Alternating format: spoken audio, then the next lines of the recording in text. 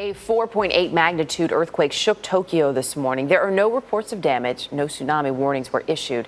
But a year ago, the tsunami that hit Japan dumped 5 million tons of debris into the Pacific Ocean, and much of it is now headed this way. As Nancy Cordes reports, government scientists are telling Congress to prepare for a potential disaster. From a Harley-Davidson motorcycle to barrels of chemicals, tsunami debris is already washing ashore on the West Coast. In March, the U.S. Coast Guard had to sink a 160-foot fishing vessel that had floated all the way from Japan. Many people said we wouldn't see any of this impact till 2013 or 2014. What we're hearing is it's here. How do we deal with it?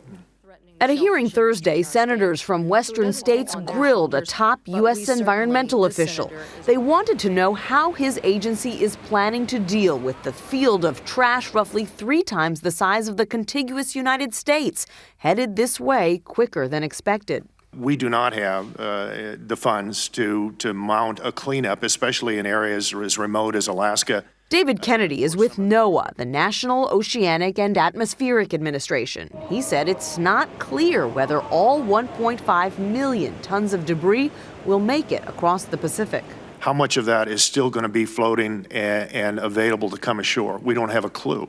Another thing no one seems to know is how the debris field will affect marine life. Fishing is a multi-billion-dollar industry in the Pacific Northwest. What you're most worried about is that it's going to affect your economy. Senator Maria Cantwell of Washington State wants to know who's going to coordinate the cleanup of potentially hazardous trash. We want a plan to see exactly how they're going to deal with it. And it won't be cheap. The cost to remove one small sailboat that washed up on a Pacific atoll was $1.2 million. For CBS This Morning, Nancy Cordes, Washington.